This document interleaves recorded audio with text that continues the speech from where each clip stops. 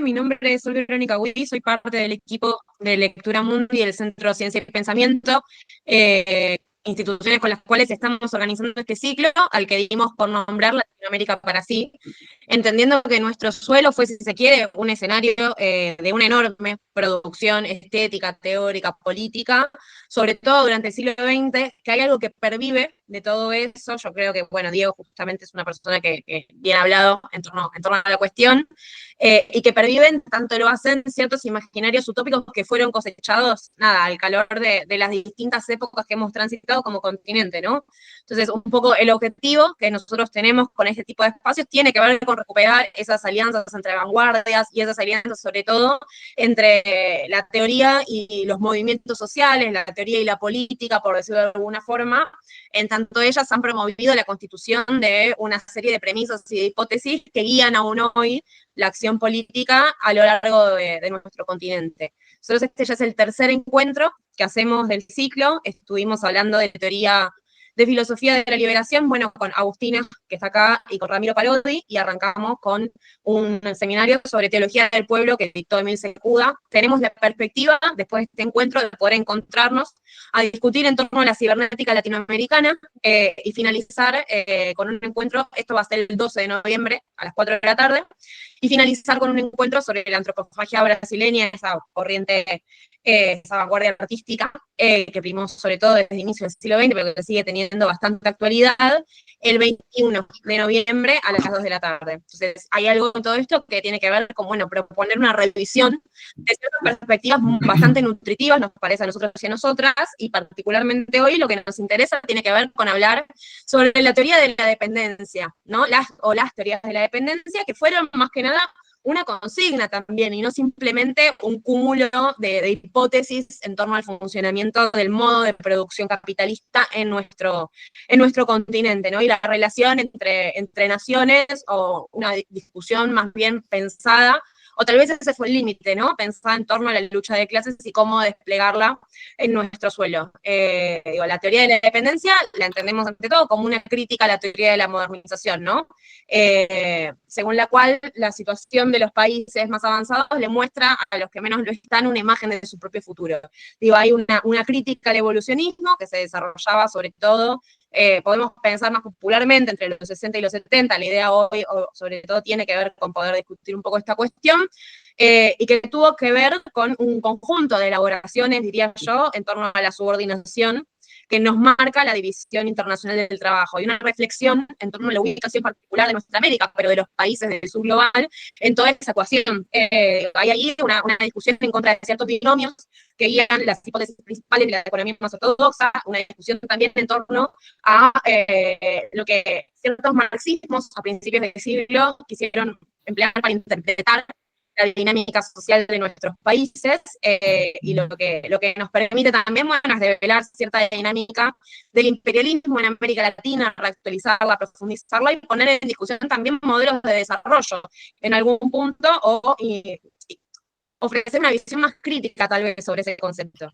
Digo, hay algo ahí que a nosotros nos interesa poder discutir hoy, y para eso lo llamamos a Diego Guiller, que bastante ha dicho sobre estos temas, a quien paso a presentar. Él es doctor en Ciencias Sociales, magíster en investigación en las ciencias sociales, licenciado en sociología también, de la Universidad de Buenos Aires, sobre todo, ¿no? Es investigador asistente en el CONICET, con sede en el Instituto de Desarrollo Humano de la Universidad de General Sarmiento, y es autor de distintos libros sobre teoría política latinoamericana, los que indaga sobre, bueno, la teoría de la dependencia, Mareate y la otra de Zabaleta Mercado. O sea, recomiendo seriamente leer algunos de sus artículos, que escribió también en numerosos capítulos del libro, y en revistas especializadas de las ciencias sociales. Y él también, y con eso cierro mi presentación breve, es codirector de la colección Pensadores y Pensadoras de América Latina, que edita también la Universidad General Sarmiento.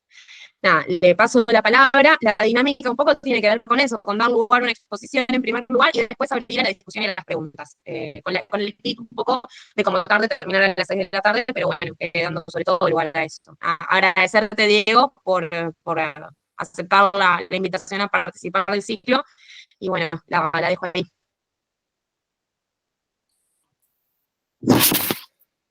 Bueno, buenísimo, Sol. Impresionante la introducción. casi que podría no hablar, diría. Estuvo muy bien porque condensaste un montón de cosas de las que pensaba decir. Bien, yo empezaría preguntándome, o preguntándonos, ¿qué es lo que queda de esto que Sol nombró como teorías de la dependencia en plural y que también estaba, creo que está en el título de esta charla, de este conversatorio? Creo que era las teorías de la dependencia en el sur global o algo muy parecido a eso. La pregunta es ¿qué es lo que queda de estas formulaciones que nacieron en los años 60 y se desarrollaron muy fuertemente a comienzos de los años 70 en América Latina? Que es una época además que uno podría decir que es una suerte de época de oro de las ciencias sociales latinoamericanas. Una época de mucha profundización, de mucha creatividad en términos de producción teórica, en términos de práctica política.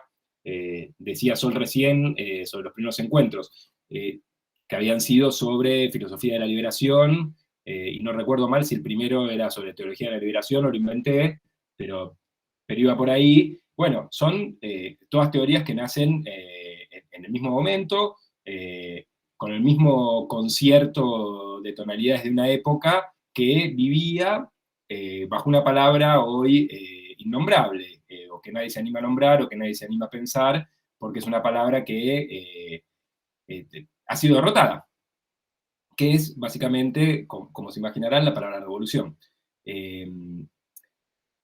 Esas teorías, la teoría de la teología de la liberación, de la filosofía de la liberación, las teorías de la dependencia, pensaban bajo el cielo estrellado de la revolución, para decirlo de alguna manera. Pensaban con esa palabra porque también creían que la revolución era inevitable.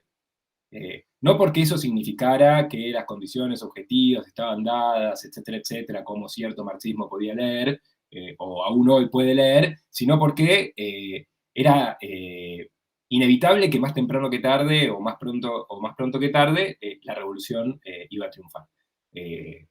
Y es una generación que vive con esa idea. En ese sentido, cuando uno lee estas cosas, estudia estas cosas, discute estas cosas o investiga estas cosas, no puede sentir sino cierta ajenidad en ese sentido, ¿no? En el sentido de una generación pensando alrededor de una palabra que nosotros hoy no nos animamos a formular. No sé, si hicieron el ejercicio, supongo que no, y está bien que no lo hayan hecho, pero si hicieron el ejercicio alguna vez de pensar en este tiempo, cuántas veces escucharon la palabra revolución en un discurso público, en un debate público, que no sea en los lugares donde nosotros nos solemos mover, ¿no? Como este, por ejemplo, donde ya la nombré varias veces. Pero digamos, una época que se vivía bajo esa palabra, que produjo teorías muy, muy interesantes, muy críticas, pero que de algún modo ya no están. Y con esto me anticipo a una hipótesis que después la voy a negar. Como toda buena hipótesis, siempre hay que negarla. Ni siquiera sé si es buena. Pero ante la pregunta de ¿qué es lo que queda de la teoría de la dependencia? Uno podría responder inmediatamente nada. Así, con cierta severidad. Nada en el sentido del modo en que la teoría de la dependencia fue imaginada por los teóricos de la dependencia. Solo en ese modo. Un modo que estaba, como dije recién, absolutamente vinculado a la palabra revolución. El único modo de superar la dependencia, que todavía no recorrimos un poco sus principales postulados, que es la idea de esta conversación, la superación de la dependencia solamente podía venir por la vía revolucionaria. Eso era, sin importar, por eso Sol decía teorías en plural, sin importar en cuál de las variantes de la teoría de la dependencia estemos hablando, o estemos mentando, o estemos recordando, o estemos evocando, o estemos convocando, no importa cómo lo queramos decir, en ninguna de esas variantes existía o cabía la posibilidad de imaginar que la dependencia podía ser solucionada por un carril que no fuese el carril de la revolución socialista. Entonces, uno podría decir, ¿qué queda de la teoría de la dependencia? Y bueno, si la pensamos en ese sentido, que tal vez es un sentido reducido de pensarla, uno diría nada. Pero a la vez, uno dice, bueno, viejo, estamos acá hablando de teoría de la dependencia, ¿cómo que nada? ya el propio hecho de realizar un encuentro sobre esto la vuelve a traer. Y cada vez que pulsamos sobre alguno de esos libros o nos sumergimos en las páginas y páginas y páginas que se escribieron alrededor de esa palabra, la teoría de la dependencia vuelve. Pero lo que yo diría es, lamentablemente, esa vuelta, ese retorno de la teoría de la dependencia quedó muy vinculado al mundo académico. Y diría esto solo en los últimos años. Diría en los últimos 10 años, los últimos 15 años, no mucho más. Pero no es una palabra que haya sido convocada para pensar las políticas de Estado, no es una palabra que haya sido convocada para pensar las distintas formas de pensar la democracia, siendo una palabra que, como dijo Sol, es una palabra que en un momento se ha convertido en una consigna política. Liberación o dependencia, muy particularmente en la Argentina, que bueno, no pensaba decirlo, pero ya que Sol trajo lo de la consigna, que me parece súper interesante, la Argentina y la relación con la teoría de la dependencia es una relación muy peculiar, una relación, diría, paradójica, porque en la Argentina quienes retomaron el discurso de la teoría de la dependencia o el discurso dependentista fueron los peronistas y no los marxistas, cuando la teoría de la dependencia está absolutamente asociada a las categorías de análisis de la tradición fundada por Carlos Marx. No es que los peronistas no sean marxistas, no estoy haciendo esa división tajante, lo que quiero decir es que, paradójicamente, en la Argentina, a fines de los años 60, la experiencia que recuperó las ideas dependentistas, las ideas de la dependencia, fue esa experiencia que se conoció como las cátedras nacionales. Una experiencia que funcionaba en la Facultad de Ciencias Sociales, en la que estaba Arturo Armada, Horacio González, sobre todo Roberto Carri, Alcira Argumedo, que disputaba con otra experiencia en la misma Facultad de Ciencias Sociales de la UBA, en ese momento en la sede de la calle Independencia, que se llamaban las cátedras marxistas, o se las conocía como las cátedras marxistas. Y disputaban ni más ni menos que una materia, la materia de Sociología Sistemática de la carrera de Sociología. Y la pusieron a disputar de los métodos, uno diría hoy, más absurdos, pero a la vez más justos. Disputaban quién tenía que ser el titular de esa materia, si los marxistas o los peronistas, si las cátedras nacionales o las cátedras marxistas, a partir de un método asambleario. Bueno, eso no funcionó, porque las instituciones se resisten a que las asambleas, sobre todo las instituciones universitarias, a que las asambleas decidan los destinos curriculares de una universidad, de una casa de estudios. Y lo que terminó pasando es que las cátedras marxistas se quedaron con la cátedra de Sociología Sistemática. No dije, pero las cátedras marxistas, el principal nombre era Juan Carlos Portantiero. También estaba Oscar Landi, también estaba Isidoro Cheresky. Pero, paradójicamente, el universo ideológico y político que recupera la teoría de la dependencia es el universo más ligado a las cátedras nacionales y al peronismo, a la revista Envido, a la revista Antropología del Tercer Mundo, y no a las cátedras nacionales y no a la revista Pasado y Presente. Que uno pensaría inmediatamente, la revista Pasado y Presente, bueno, yo por ahí estoy dando cosas por supuestas, imagino que las conocen, pero no está mal de más decirlo. La revista Pasado y Presente, animada por José Aricó, en la que participaba Oscar del Barco, Portantiero mismo, que uno pensaría a primera vista, bueno, ese es el lugar que las cátedras, que las teorías de la dependencia tendrían que haber sido recuperadas. Por supuesto que alguien me podría decir, che, pero viejo, la revista Pasado y Presente salió entre 1973 y 1965, después tuvo un interregno que no salió y vuelve a salir en el año 73 con un solo número. ¿Cuándo ocurrió la teoría de la dependencia? Sí, justamente entre el año 65 y el año 73. ¿Qué podrían haber dicho esa revista Pasado y Presente, y la experiencia de Pasado y Presente, incluso los cuadernos de Pasado y Presente, que también animaba José Aricó, sobre algo cuando no estaban siendo publicadas, cuando sus páginas no estaban puestas en circulación? Sin embargo, en ese año 73, que sale ese número de Pasado y Presente elige publicar un texto de uno de los animadores de la teoría de la dependencia, que después voy a decir algo sobre él, que es Rui Mauro Marini. Pero el texto que eligen publicar sobre Rui Mauro Marini no es Dialéctica de la Dependencia, que es el texto que Marini publica ese mismo 1973, que habla justamente sobre las teorías de las que debería haber estado hablando ya hace unos 10 minutos, que todavía no dije nada, Podrían haber publicado ese texto y sin embargo publicaron un texto sobre el rol de la pequeña burguesía en las posibilidades de la revolución en la Unidad Popular de Chile.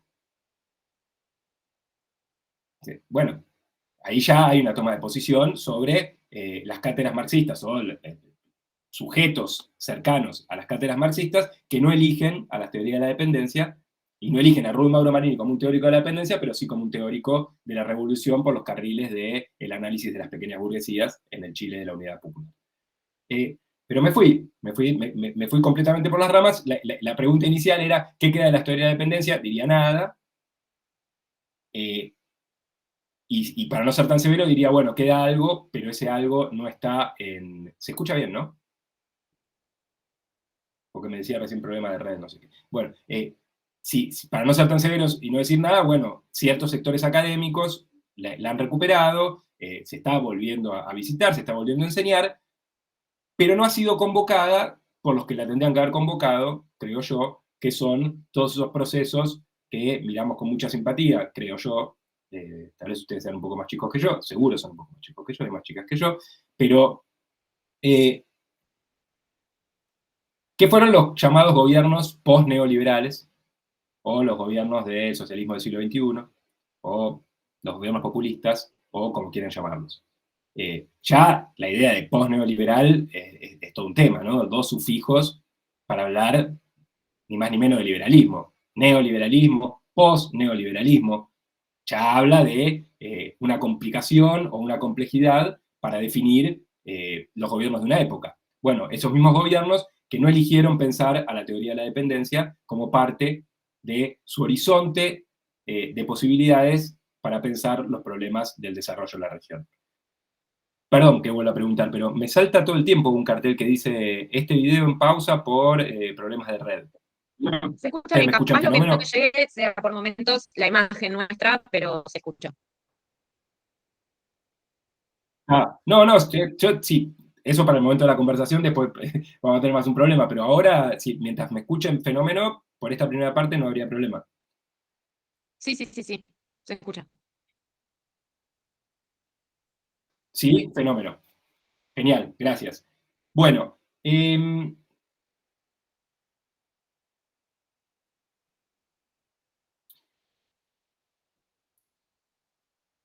falta a la pregunta de por qué las teorías de la dependencia, o a la respuesta a la pregunta de qué queda de la teoría de dependencia, no queda nada, las razones por las cuales no queda nada. Algo dije en relación con el problema de la revolución, y tendría que agregar, por supuesto, que una de las razones fundamentales por las cuales la teoría de la dependencia ha caído, es horrible para lo que voy a decir, en desuso, no sería eso, pero una de las razones por las cuales la teoría de la dependencia ha sido no ha sido vuelta a convocar, tiene que ver con el golpe de Estado de 1973 en Chile contra el gobierno de Salvador Allende. Ese momento rompe absolutamente todas las investigaciones que las teorías de la dependencia venían realizando, rompen además la simbiosis entre práctica política y práctica teórica que las teorías de la dependencia venían llevando adelante. No era solamente una experiencia académica para nada, la teoría de la dependencia, sino que se pensaban en conjunción y en simbiosis con esa práctica política, una práctica política revolucionaria, al interior de organizaciones políticas revolucionarias. Esa derrota genera un cimbronazo tremendo para la teoría de la dependencia. Las teorías de la dependencia no dejaron de desarrollarse porque fueron superadas por otra teoría, o tampoco dejaron de usarse porque una realidad les demostró que eran inviables. O en algún punto sí, tal vez uno podría decir, era inviable en ese momento lo que todos creían que era posible, que era la propia revolución. Pero esa derrota profunda hizo que la teoría de la dependencia sea sentenciada a una muerte mal sepultada. Es decir, una muerte mal sepultada es una muerte apresurada. O, lo digo mejor, más que una muerte apresurada, es enterrar antes de tiempo algo que todavía tiene algo para decir. Por eso, las teorías de la dependencia uno podría pensar que quedan vagando como espectros o como fantasmas, esperando que alguien las vuelva a convocar en algún momento, no desde un ámbito académico, sino desde un ámbito político, para pensar los problemas de, como decía solo al comienzo, de la subordinación que tienen los países periféricos respecto a los países centrales. Pero me doy cuenta que dije un montón de cosas, y no dije nada, obviamente, sobre la teoría de la dependencia, pero tampoco dije nada sobre de dónde salen, de dónde brotan las teorías de la dependencia.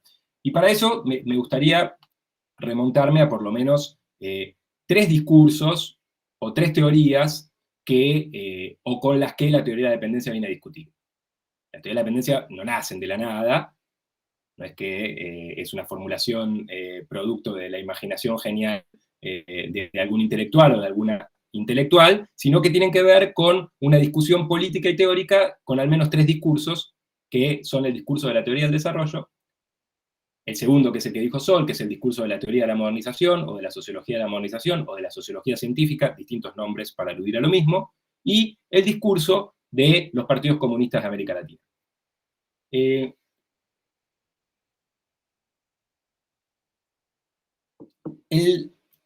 la teoría del desarrollo, o la teoría del estructuralismo latinoamericano, otro nombre para decir lo mismo, nace a comienzo de la segunda posguerra, bajo el auspicio de la Comisión Económica para América Latina, más conocida como la CEPAL.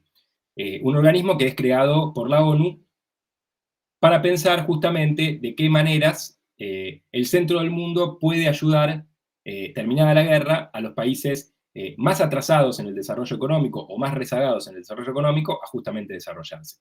Un contexto que además es un contexto de creación de un sinnúmero de instituciones. El Fondo Monetario Internacional se crea en esos años, entre el 45 y el 50.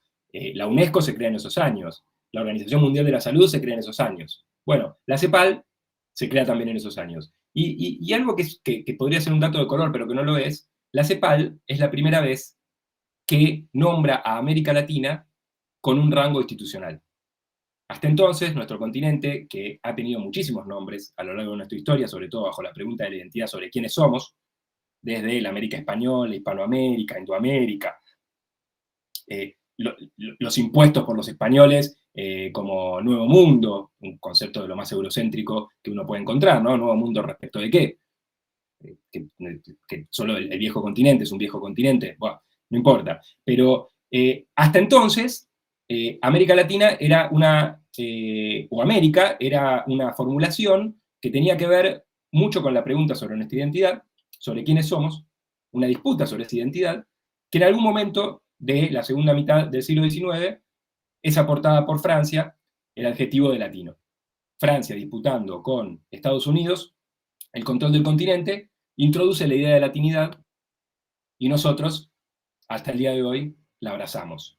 No es que desde ese momento toda América Latina se autodenominó América Latina, porque estuvieron, como dije antes, formulaciones como Iberoamérica, formulaciones como Indoamérica o formulaciones más imperiales como Panamérica, que era la idea de Estados Unidos a finales del siglo XIX como control del territorio de nuestro continente.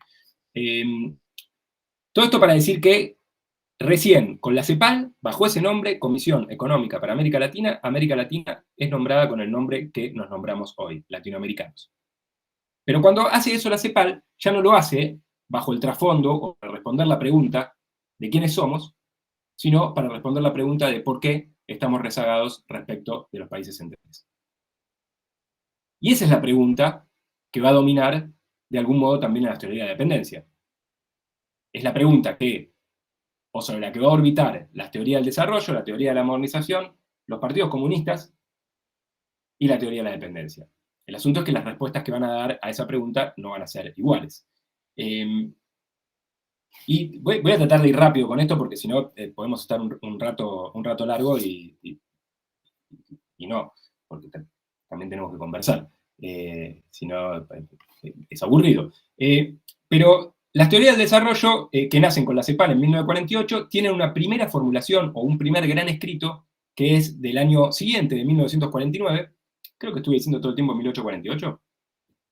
Por supuesto que es 1948, si es que dije 1848, pero no importa. 1948, el año 1949, un primer gran escrito de Raúl Prebisch, que supongo que lo habrán escuchado nombrar alguna vez, que además era el secretario general de la CEPAL, que escribe un texto que se llama El problema del desarrollo. No es así el nombre. América Latina, no, ¿cómo era? El problema del desarrollo y sus principios... No, espera que se los digo bien porque es un desastre, ¿sí?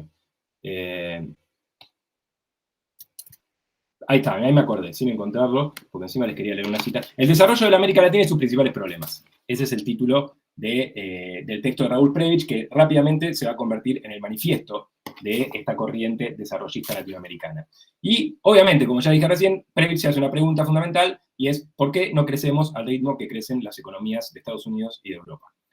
Y para responder eso, utiliza la palabra desarrollo, que es una palabra que viene a diferenciarse de la palabra crecimiento. La palabra crecimiento, en términos económicos, alude mucho más a la elevación o no del Producto Bruto Interno, pero no mucho más que eso. No dice nada sobre la distribución y redistribución de ese Producto Bruto Interno.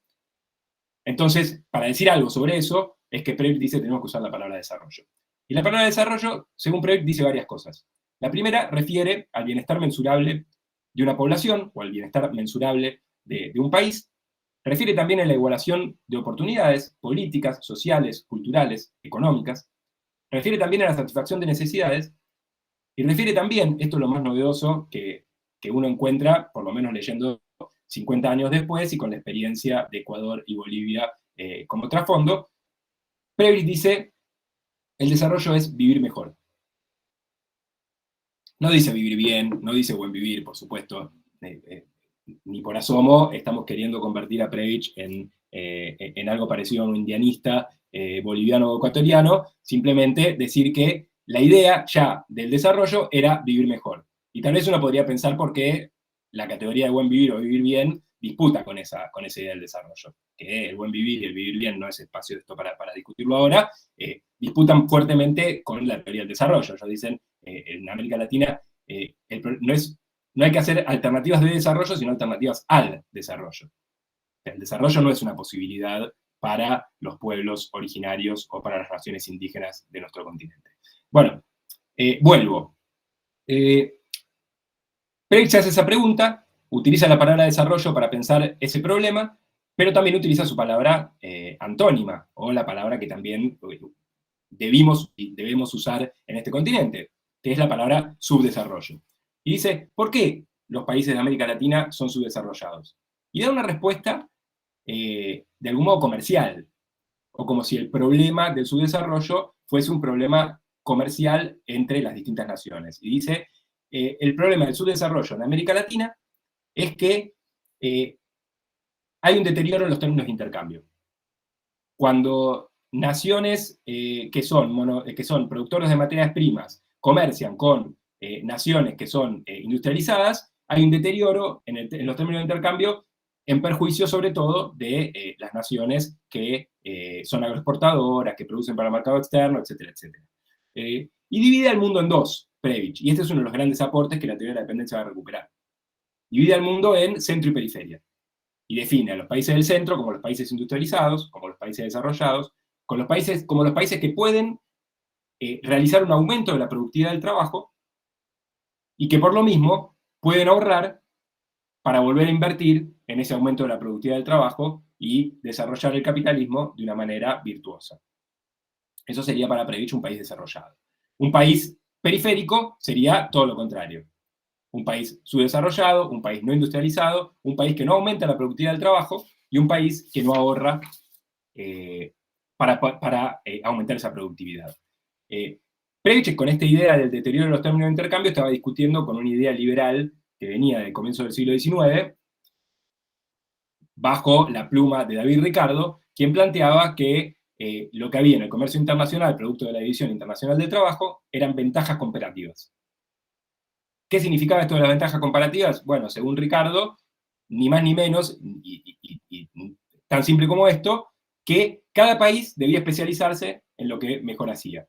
Es decir, argentinos sigan con las carnes y los cereales, luego sigan con la soja, bolivianos sigan con la extracción de estaño de sus minas, que nosotros nos vamos a ocupar de industrializar el mundo, que nosotros vamos a ser los países que se van a desarrollar. Prebisch le dice a Ricardo de las ventajas comparativas, no, viejo, lo que hay en realidad es un deterioro en los términos de intercambio, solo hay ventajas comparativas cuando hay un comercio entre países iguales, entre dos países industrializados o entre dos países productores de materias primas. Este problema del centro y la periferia, según Prebisch, lo que hace es que los países centrales retienen los frutos del progreso técnico que se producen en la periferia. Es decir, para decirlo mal y pronto, se roban o se afanan lo que producimos acá. ¿Qué hacer frente a esto? Dice Prebisch. Bueno, Sol también lo anticipó, por eso le dije a Sol que con lo que dijo ya estábamos. Yo simplemente le agrego palabritas alrededor. ¿Qué es lo que dice Prebisch? Bueno, ¿cómo solucionamos esto? ¿Cómo salimos de este atolladero? Hay que hacer como hacen ellos, hay que industrializarse. Para industrializarse, ¿qué hacemos? Aumentamos la productividad del trabajo. Y para aumentar la productividad del trabajo necesitamos que alguien ahorre eso que se obtiene de manera capitalista y lo vuelva a invertir de manera capitalista. La pregunta es, ¿quién, Prebisch? ¿Quién va a hacer esto? Y Prebisch dice, ¿cómo quién? Las burguesías nacionales. Claro, lo que pasa es que Prebisch muy rápidamente se da cuenta que las burguesías nacionales tenían poco de burguesía y tenían menos de nacionales.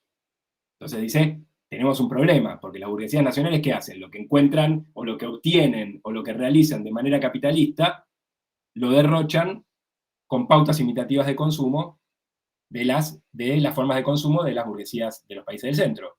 Quieren parecerse a las burguesías del centro en cómo consumen, pero no en cómo producen. Entonces, eso que debería estar destinado al ahorro o la inversión, se lo quedan para consumos lujosos o que nada tienen que ver con la realidad de un país. Rápidamente se da cuenta de esto, hay que reconocerlo, pero él se da cuenta rápidamente de esto y dice, bueno, si no son las burguesías nacionales, entonces que lo haga otro. ¿Y quién es ese otro? Bueno, Frey dice, lo tiene que hacer el Estado. El Estado interventor tiene que reunir una serie de cualidades o tener una serie de características o llevar adelante una serie de políticas que permitan esa industrialización. En principio, intervenir en la economía. Integrar también a los sectores populares a la sociedad de consumo, es decir, integrar o producir un mercado interno. Y sobre todo también cambiar la composición de las importaciones. No destinar tanto a la compra de máquinas para producir máquinas, que son en general las tecnologías obsoletas de los países centrales que nos exportan a nosotros y que nosotros les compramos alegremente, pero que se las compramos cuando son obsoletas para ellos. Pero dice, la industrialización lo que tiene que hacer es tener la capacidad de producir máquinas que nos permitan no solo producir mercancías, sino que nos permitan producir máquinas para producir mercancías. Es decir, máquinas para producir máquinas. Porque si no, nos quedamos en lo que nos quedamos, que es la industria liviana, o en lo que se quedó la estrategia en la que se basó Prebisch, que seguramente ya he escuchado nombrar, que es la industrialización por sustitución de importaciones.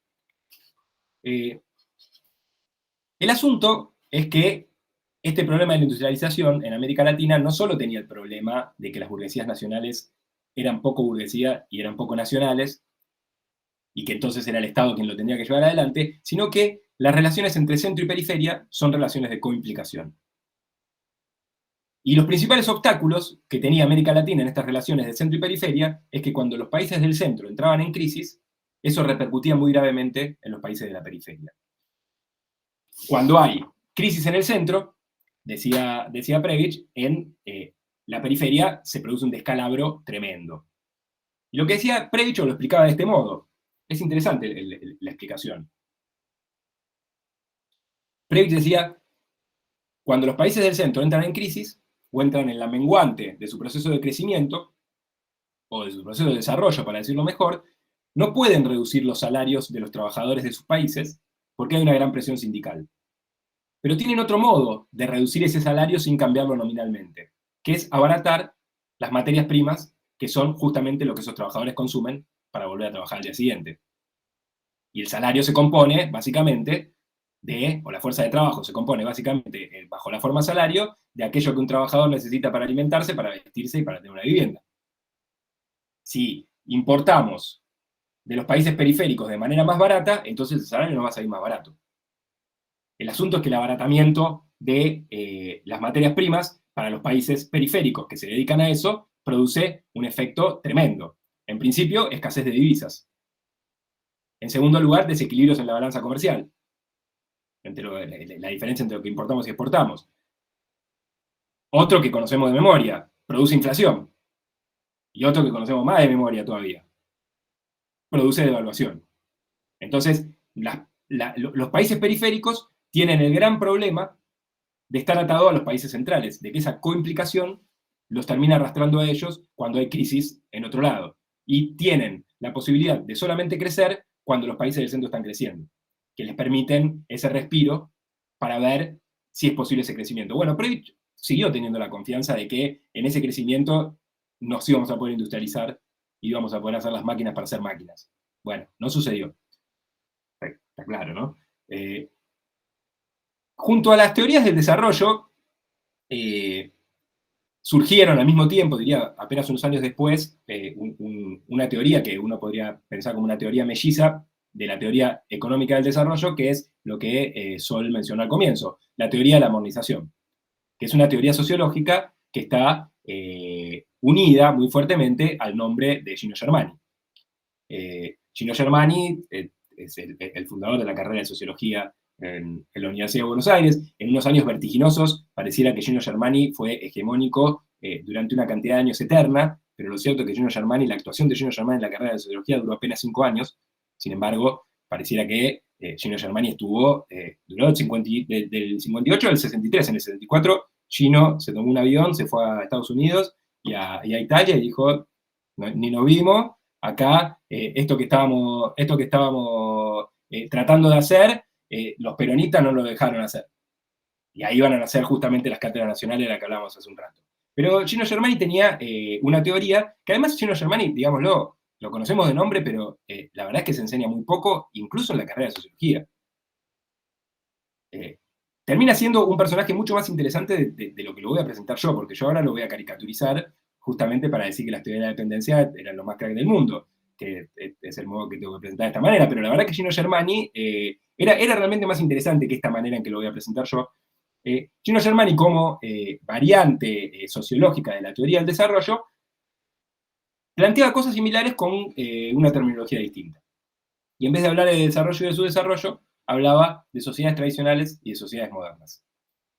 Y como todo buen sociólogo, o como todo mal sociólogo, no lo sé, yo soy sociólogo, así que puedo hacer esos chistes. Como todo mal sociólogo, lo que hacía era categorizar.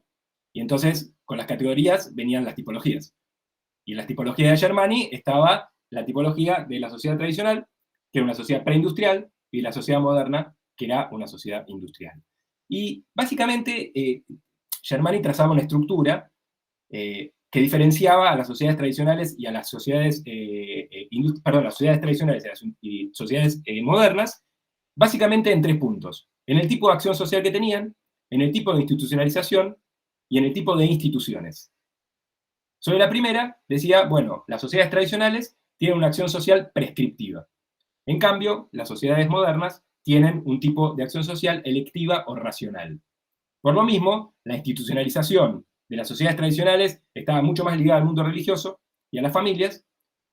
En cambio, en las sociedades industriales, la institucionalización era una institucionalización más relacionada con el cambio. Es decir, más relacionada con el mundo de la ciencia, más relacionada con, justamente por eso, la sociología de la modernización se llamaba sociología científica.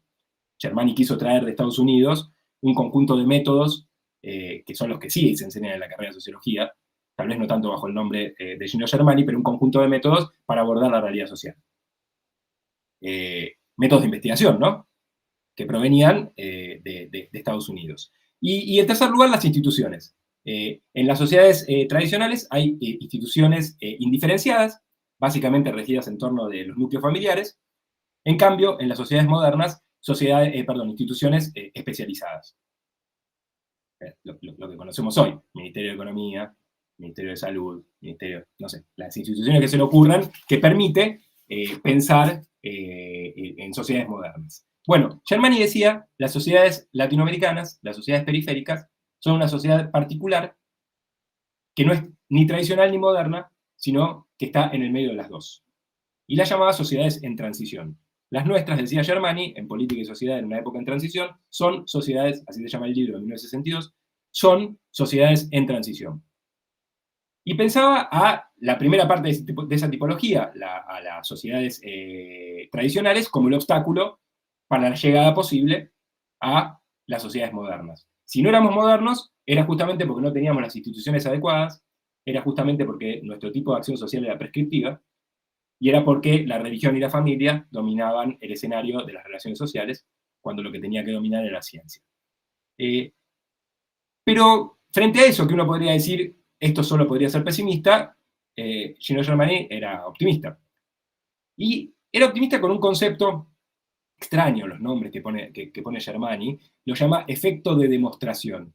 Dice, bueno, si pensamos en el efecto de demostración, que no es ni más ni menos que, creo que Sol lo dijo al comienzo también, no bajo el nombre de efecto de demostración, pero sí la idea. Si miramos de qué modo los países centrales, Sol lo dijo con una formulación que está en el prólogo a la primera edición del Capital, que es de Marx. Las sociedades adelantadas son el espejo del futuro de las sociedades más atrasadas.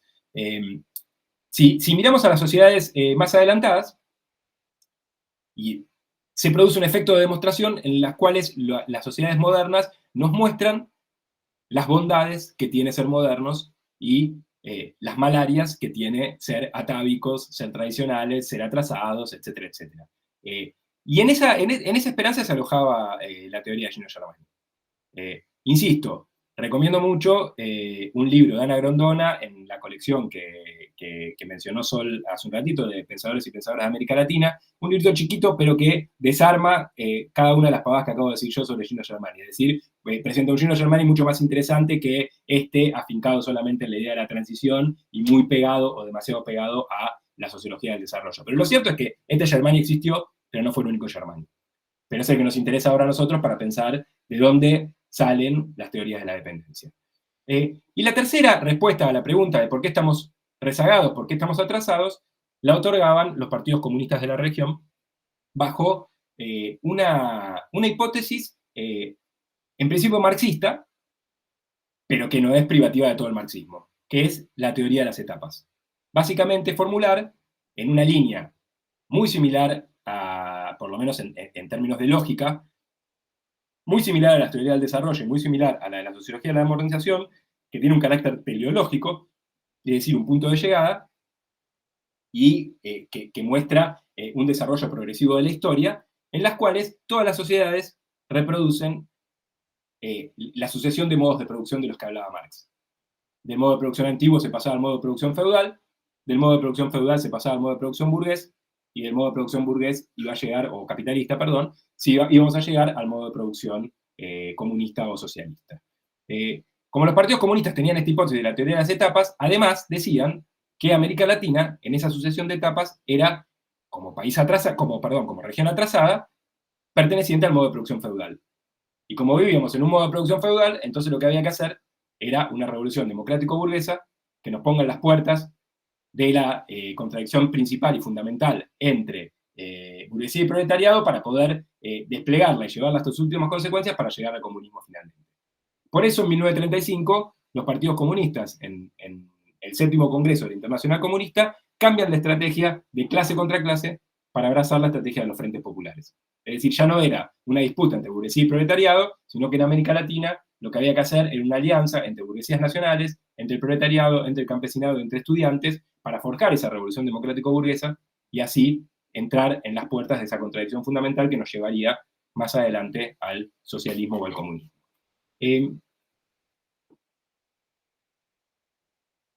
Vania Van Birra, que era una teórica de la dependencia también, y además compañera de otro teórico de la dependencia, que era Teotonio dos Santos, decía que las teorías del desarrollo formaban parte de la ideología burguesa y que las teorías de los partidos comunistas en principio formaban parte de las teorías proletarias, que reproducían de algún modo en términos teóricos la contradicción fundamental del capitalismo, es decir, la contradicción entre burguesía y proletariado.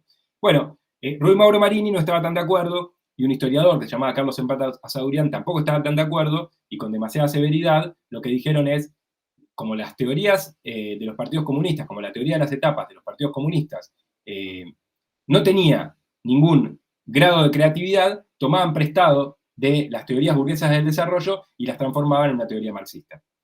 Decían, no eran más que una teoría burguesa. Postular que América Latina era un continente feudal formaba parte solamente, ni más ni menos, que de esa teoría burguesa a la que había que combatir.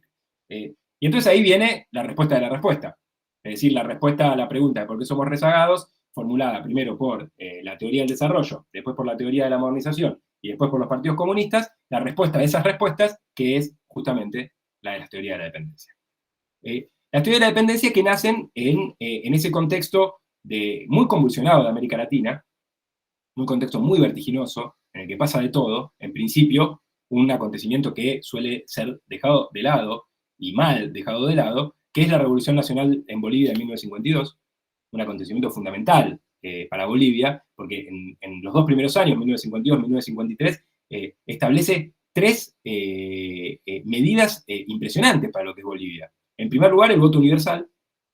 En segundo lugar, la reforma agraria, 9 años antes de que la Alianza para el Progreso proponga reformas agrarias para el resto del continente, solamente que para detenerlas a esas reformas agrarias, en realidad, no para producirlas realmente. Y la tercera medida, fundamental, que es la nacionalización de las minas, en un país que la minería había sido el principal, diríamos, commodity de extracción llevado a los países centrales que empobrecían más y más a Bolivia. Es decir, nacionalizar las minas era un acto tremendamente revolucionario para la Bolivia de ese momento. Bueno, entre el contexto en el que nace la teoría de dependencia está la Revolución Nacional Boliviana, está por supuesto la Revolución Cubana. Usando los términos de Germani, podríamos decir, actúa como efecto de demostración de que la revolución socialista era posible, incluso siendo feudal o siendo capitalista, como quieras leerlo. Si lo querés leer como los partidos comunistas o si lo querés leer como los teóricos de la dependencia. En todo caso, era la comprobación empírica de que la revolución estaba a la orden del día. Vania Bambiña dijo algo impresionante, que hoy no sé si podríamos formularlo de esta manera, pero dijo que la revolución cubana era la muestra práctica de una obviedad teórica.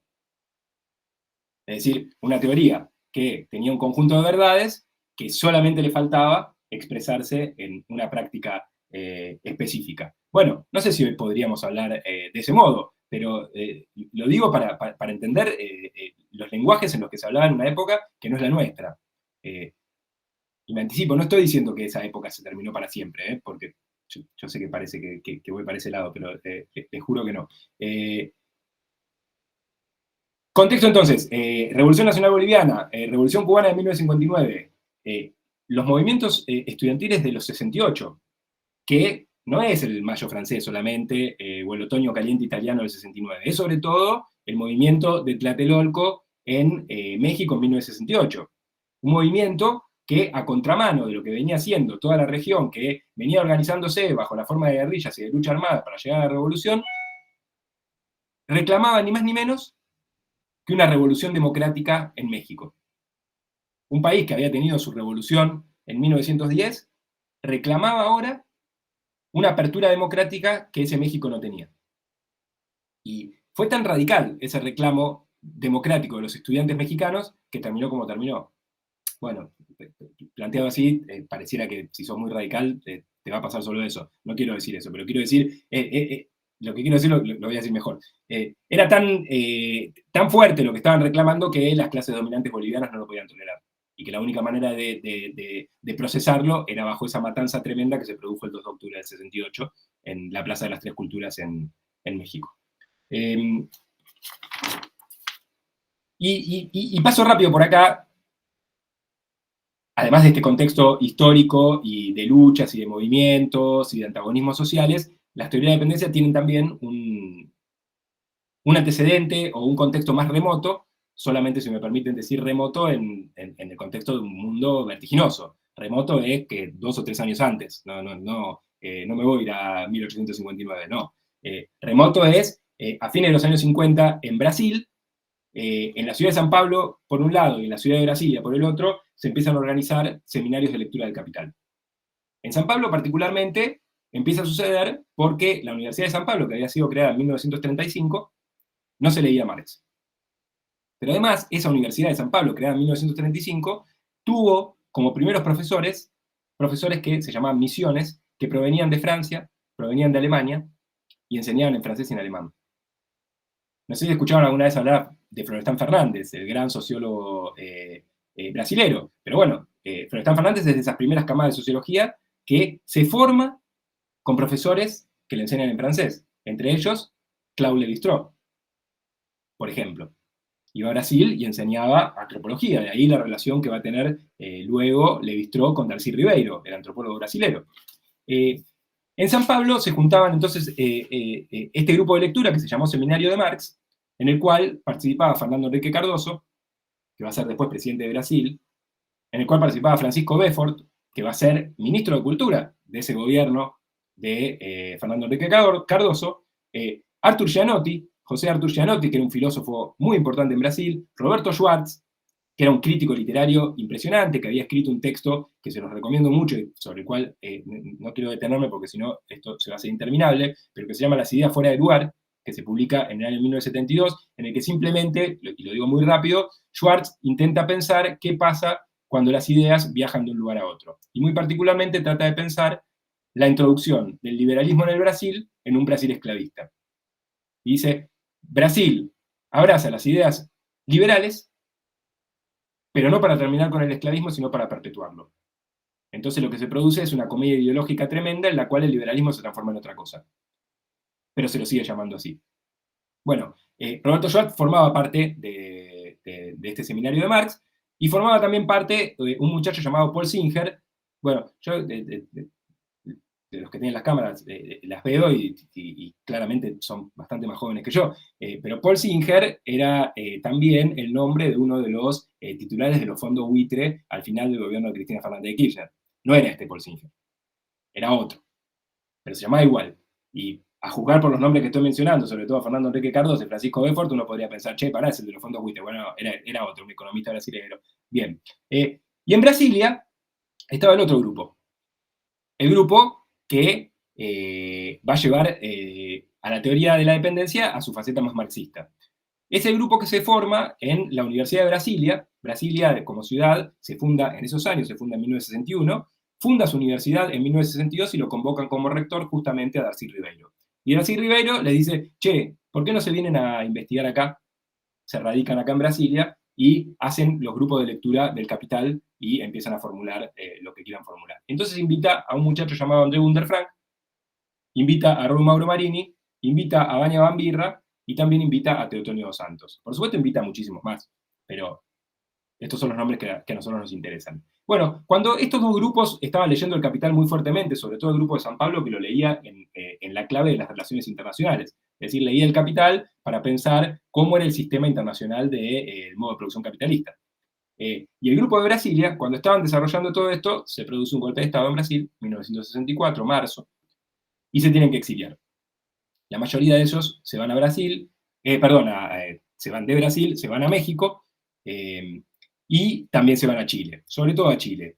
Cardoso, por ejemplo, pasa primero por Argentina, y después se va a México y recala en el ILPES, donde conoce a Enzo Faleto, con quien va a escribir Dependencia y Desarrollo en América Latina.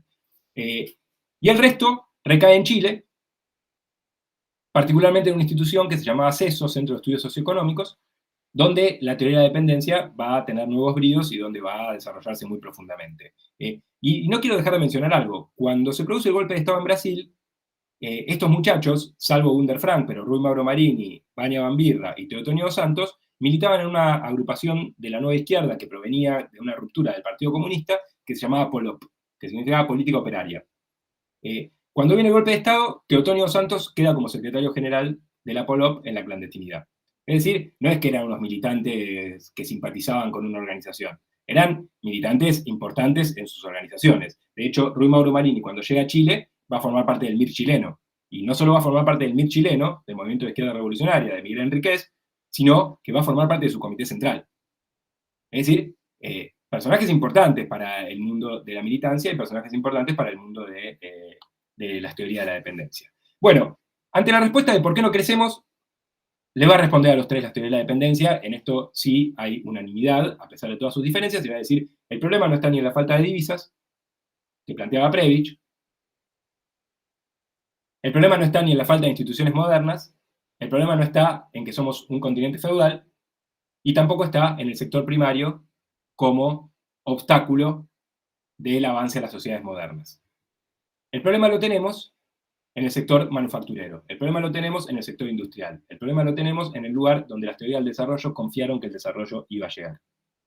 Y lo que dicen es, lo que empieza a suceder en los años 60 es que la penetración de los capitales extranjeros es tan fuerte que empieza a controlar esa producción industrializada que estaba en la faceta de la industria liviana, pero que en Brasil amenazaba con llegar aún más lejos. Y entonces tenemos ese problema ahí que Teotonio dos Santos lo va a llamar el nuevo carácter de la dependencia. El nuevo carácter de la dependencia es que los capitales extranjeros controlan las principales o los principales eslabones de las cadenas productivas de nuestro continente. Lo que dicen es, lo que las burguesías nacionales, que no eran ni burguesas ni nacionales, tienen que hacer frente a este avance es, o no les queda otra, o ellos creen que no les queda otra, asociarse a los capitales extranjeros, o lo que en la época se va a llamar a los capitales imperialistas. Y además identificaban que la teoría del desarrollo tampoco había cumplido lo que en sus promesas teóricas había venido a prometer. Y utilizan las propias estadísticas de la CEPAL, que estas sí se las leo, para decir, eso que tenía que desarrollarse no se produce. Y dicen, bueno, si tomamos el ingreso nacional per cápita, vemos que entre 1945 y 1949 crece al 4,8%, entre 1950 y 1954 al 1,9, del 4,8 al 1,9, del 55 al 59 del 1, al 1,4 y del 60 al 66 al 1,2. Es decir, un descenso sostenido de ese desarrollo. Y dicen, si tomamos por Producto Bruto Interno, si quieren tomarlo en términos de crecimiento y no de desarrollo, en la década del 50 el Producto Bruto Interno de todas las regiones es del 5,1 y en la década del 60 es del 4,6. Es decir, la propia realidad ponía en crisis a la propia teoría. Le decía, bueno, finalmente todo esto que planteaba Prebisch no dejaba de ser una utopía como cualquier otra, en el sentido de que no había una correspondencia con la realidad. Bien, aparece entonces esta palabra dependencia, que viene a polemizar de algún modo, para unos hermanas, para otros no tanto, con la palabra subdesarrollo. Y dicen entonces, el subdesarrollo, esto es fundamental, el subdesarrollo no es falta de desarrollo, y tampoco es una etapa, perdón. Es un problema estructural, es un problema de funciones. Hay subdesarrollo porque hay desarrollo, y fundamentalmente el camino inverso, que esto para mí es de lo más interesante y de lo más importante de la teoría de la dependencia. Hay desarrollo porque hay subdesarrollo. No solamente que los países del centro nos subdesarrollan y nos empobrecen, sino que ese empobrecimiento es la condición de posibilidad para esa riqueza. Esa es la parte en general que, creo yo, por ahí me equivoco, pero solemos omitir cuando pensamos esas relaciones asimétricas, ¿no? Vemos todo lo que nos sacan, pero no vemos que eso que nos sacan es la condición de posibilidad para que lo otro sea lo que es. Es decir, para que exista centro tiene que haber periferia. Ese me parece que es la lógica epistemológica que la teoría de la dependencia viene a convidar y que me parece que cambiaría entonces la pregunta con la que comenzamos. ¿Qué queda de la teoría de dependencia? Yo dije, nada, bueno, no, ahora digo algo. Digo, bueno, queda una lógica de pensamiento que nos permite pensar problemas económicos, pero también políticos y también problemas epistemológicos. Es decir, de qué manera conocemos, de qué manera nos relacionamos con las teorías que se producen en otros lugares del mundo. ¿Somos nosotros los que le brindamos a esas teorías que se desarrollan en el centro las condiciones de posibilidad para que esas teorías sean? Me parece que esa es una gran pregunta.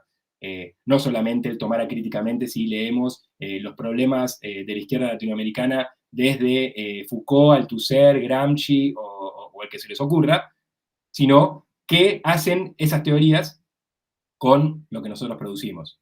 Hay un librito muy interesante y muy chiquitito de una frankfurtiana, o interesada en la Escuela de Frankfurt, seguramente ustedes la conocen porque entiendo que están vinculados también a toda esta indagación de la Escuela de Frankfurt, que se llama Susan Buck-Morss, no sé si lo conocen, el libro se llama Hegel y Haití. Y lo que dice es, la dialéctica del amo y del esclavo, que siempre la pensamos de manera abstracta y filosófica, en realidad está apoyada y tiene su base empírica en la Revolución Haitiana de 1804, en la revolución en la que los esclavos haitianos se liberan de Francia. Y dice, Hegel leía todas las mañanas, y lo muestra y lo documenta, yo qué sé, el libro es muy lindo, es muy cortito, se los recomiendo. Documenta el modo en que Hegel leía los diarios con las novedades de lo que pasaba en la Revolución Haitiana y se inspira en eso para formular la dialéctica del amo y el esclavo, que nadie se le ocurrió pensar que podía tener un referente empírico más que el propio devenir dialéctico de la idea hegeliana, o de la idea en Hegel, ¿no? Para que no quede... que finalmente es el despliegue de una idea que en un momento llega al espíritu absoluto, tan teleológica como la teoría de la modernización, la teoría de las etapas o la teoría del desarrollo. Pero bueno, perdón, me fui. Era simplemente para decir, bueno, evidentemente, eso que queda de la teoría de la dependencia también sirve para pensar los modos en que pensamos nosotros acá en América Latina, nosotros y nosotras. El que formula, primero que nadie, esa idea del desarrollo y el subdesarrollo en términos de coimplicación, pensando también en el desarrollo de centro y periferia que había formulado Prebisch y toda la teoría de la CEPAL, es un muchacho que ya nombré que se llama André Gunder Frank, que seguramente escucharon hablar alguna vez de él, o no, tal vez, no lo sé, pero que su nombre no era Gunder Frank. Gunder era simplemente un apodo que le habían puesto porque había un corredor que corría despacio y él corría despacio, entonces le dijeron Gunder, pero cuando vas a cualquier biblioteca a buscar un libro de Gunder Frank, está Gunder Frank André, como si fuese un apellido compuesto. Bueno, no lo es, el apellido era Frank, que se llamaba André. Pero bueno, solo como nota de color. Escribe en el año 1967 en inglés este libro, bueno, está medio hecho pelota, pero se ve, Capitalismo y su desarrollo en América Latina. Se publica en inglés en 1967, en castellano en 1970, en español en 1970, y lo que plantea me parece que está expresado en esa letra Y que está ahí puesta en ese título, en esa conjunción, que hace una ecuación entre capitalismo y su desarrollo. Si hay subdesarrollo es porque hay capitalismo. Esa es la hipótesis fuerte de Gunder Frank. Y habla entonces del desarrollo del subdesarrollo. ¿Cómo se desarrolla el subdesarrollo? Producto de la existencia de ese desarrollo. Y dice, bueno, hay que pensar al sistema capitalista como un sistema vivido a escala mundial.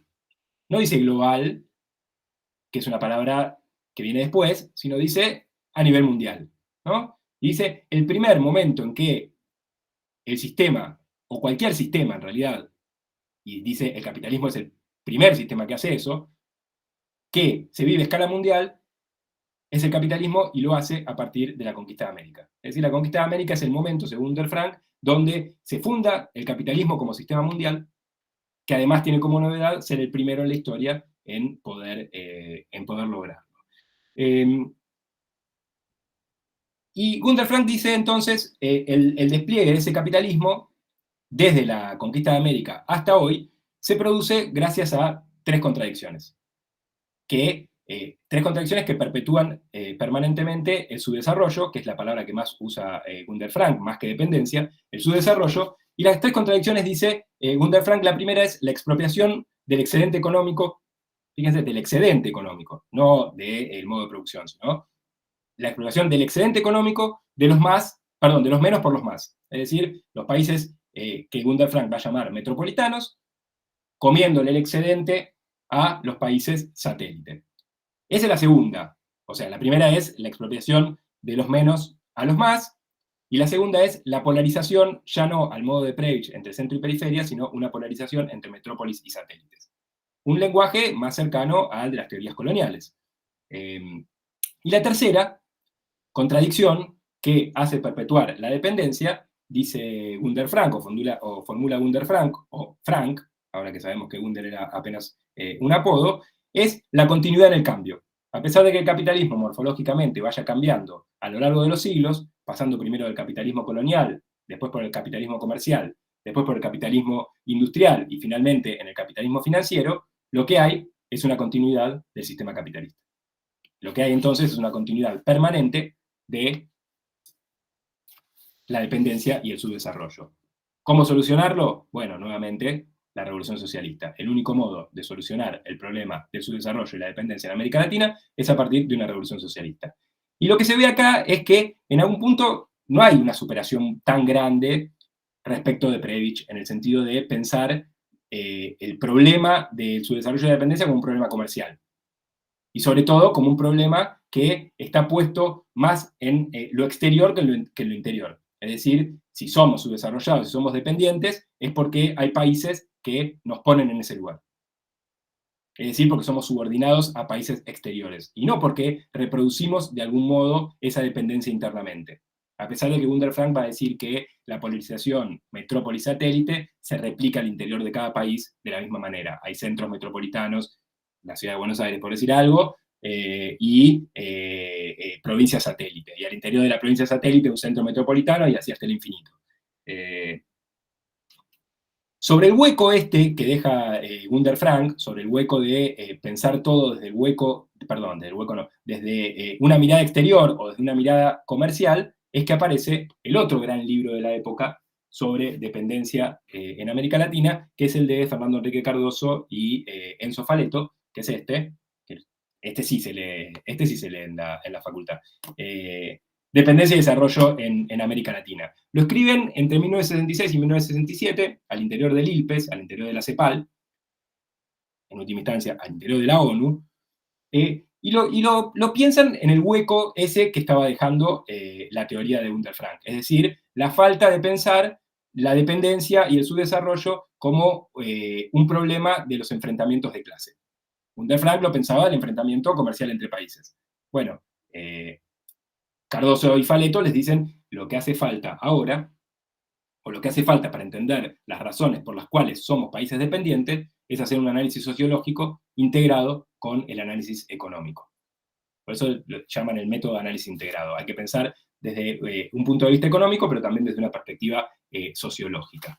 Y lo que dicen es, la dependencia, a diferencia del subdesarrollo, es una palabra que viene a referir a algo bien específico que la palabra subdesarrollo deja fuera, que tiene que ver con el resultado de las relaciones conflictivas entre las clases, los grupos y las fuerzas sociales. Es decir, si hay dependencia, tiene que ver con el modo en que se relacionan las clases y los grupos, o en el modo en que se enfrentan y en los resultados que esos enfrentamientos producen. Lo que dicen es, un grupo le impone a otro siempre un modo de dominación que le es propio. Eso no viene solo de afuera.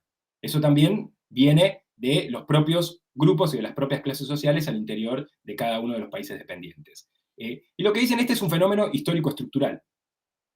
Dicen, es un fenómeno estructural porque efectivamente hay, como la palabra subdesarrollo o la palabra desarrollo indican, una estructura económica, hay también una estructura social, hay también una estructura política, pero también hay una estructura de dominación. Y esta estructura de dominación es histórica. Es decir, cambia a través del tiempo conforme los resultados de la lucha de clases van cambiando también. A pesar de que hasta ahora dicen, siempre cayeron del mismo lado esos resultados.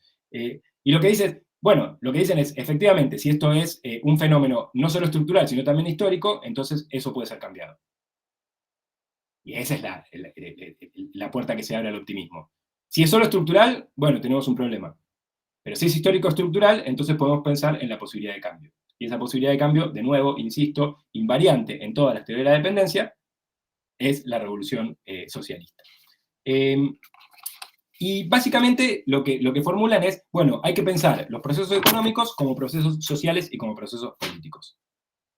No solo como procesos económicos. Y no hay que abandonar la palabra subdesarrollo.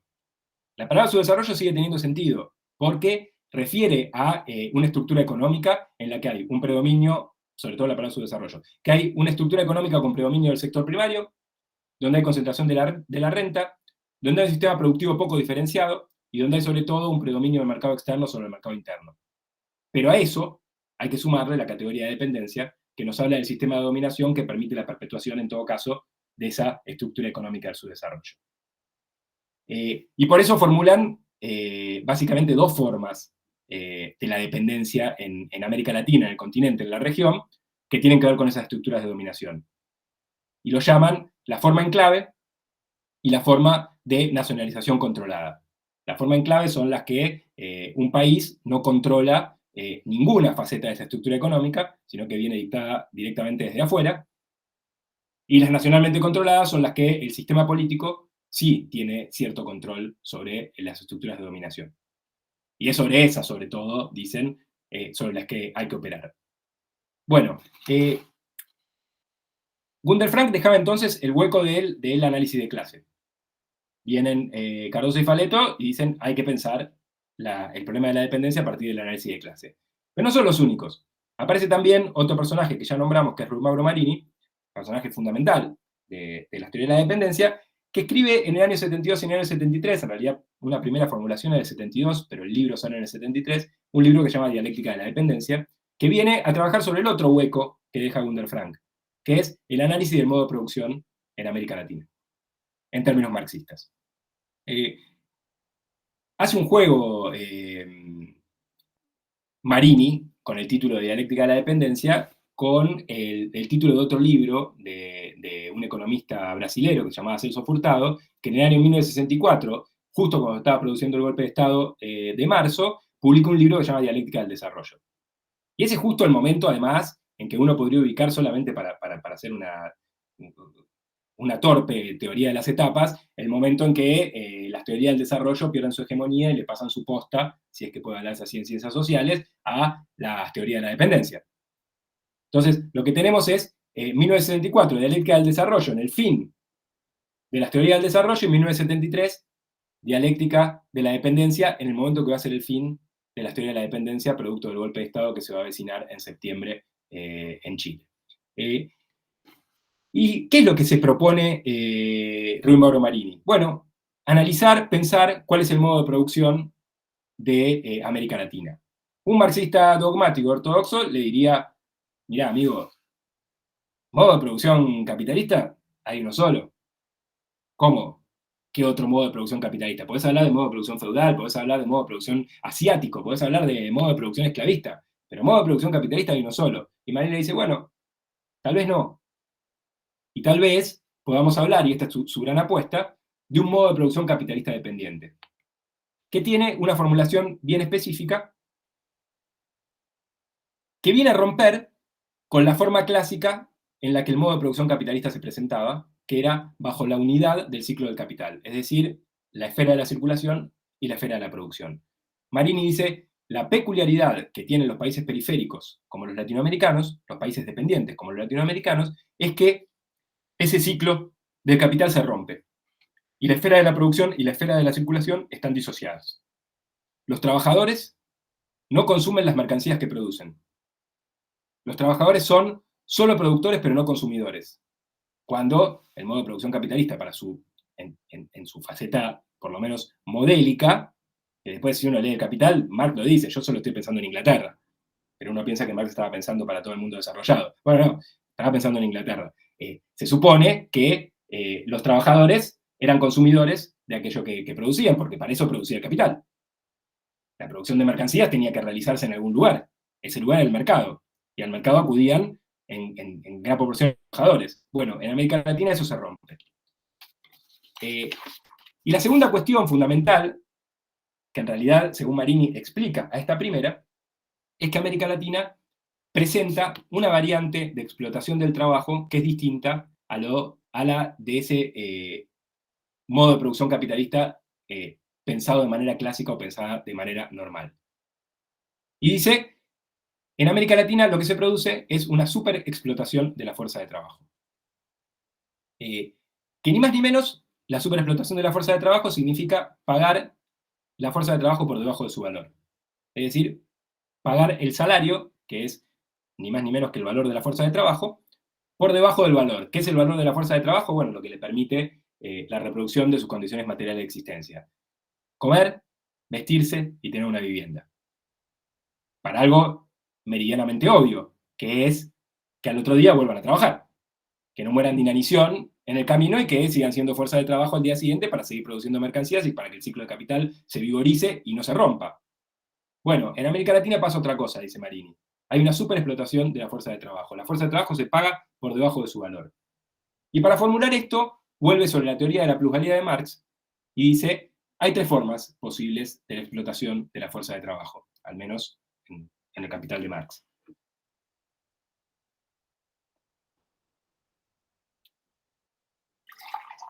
Perdón, Ya voy a tratar de ir cerrando, que se nos está haciendo la hora fuerte. Así podemos conversar un poco. La primera cuestión, o la primera forma de explotación de la fuerza de trabajo, según Marx, es la intensificación de la fuerza de trabajo. Es decir, un aumento de la productividad del trabajo. Que no es ni más ni menos también que un aumento de las tecnologías que permiten producir más en menos tiempo, que permiten cambiar la ecuación del tiempo de trabajo excedente del tiempo de trabajo necesario. El tiempo de trabajo necesario es el salario, el tiempo de trabajo excedente es toda la plusvalía que produce un trabajador en la jornada laboral mientras ya se le pagó su salario o se cubrió el tiempo de trabajo necesario. Bueno, cuando aumentan las tecnologías, el tiempo de trabajo necesario se disminuye o va disminuyendo, que esa es la apuesta permanente del capital, y el otro va aumentando cada vez más. Y el capital busca acrecentar todo el tiempo eso. Eso es lo que Marx llama plusvalía relativa, producción de plusvalía relativa o subsunción real del trabajo al capital. La segunda es la prolongación de la jornada laboral. Es decir, jornadas de 8 horas, hacerlas de 10, pagando horas extras, pero que en esas 2 horas extras se sigue reproduciendo la extracción de plusvalía.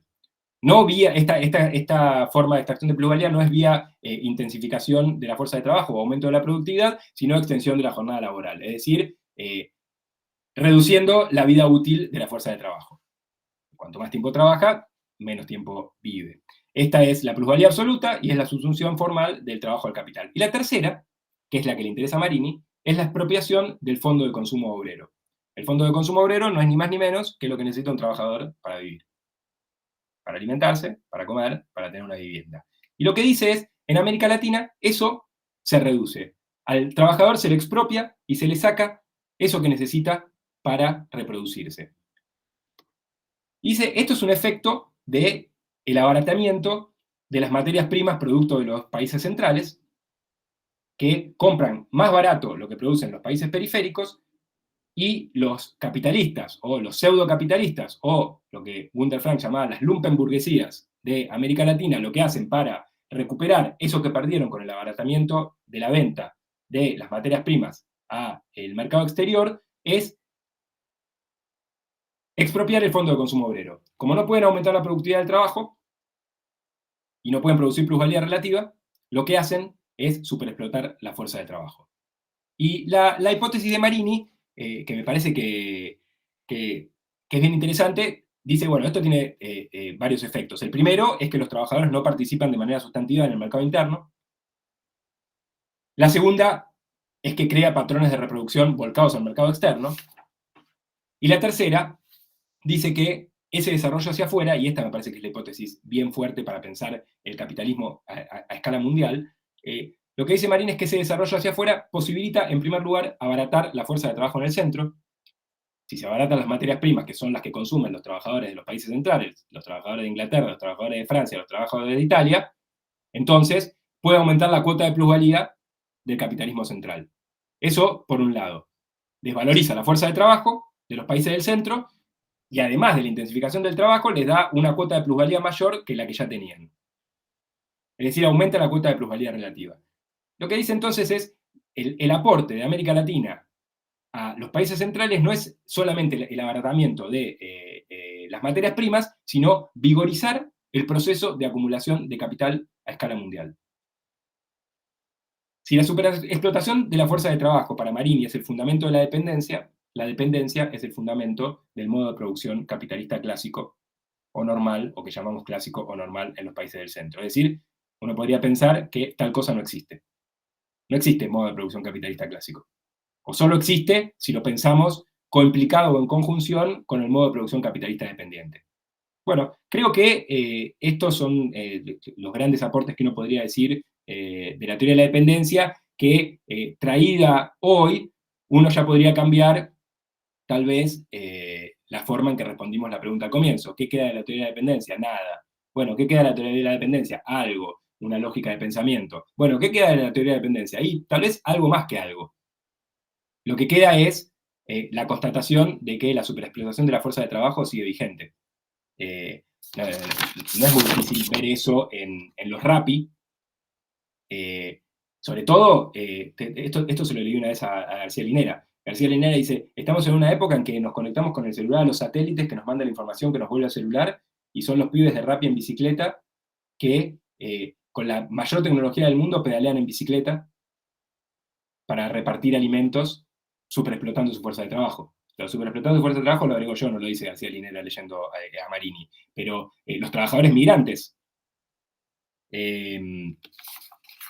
no sé, hay un montón de formas hoy día que la superexplotación del trabajo se renueva o se revigoriza o sigue presente en los modos en que el capitalismo o el modo de producción capitalista dependiente se sigue desarrollando.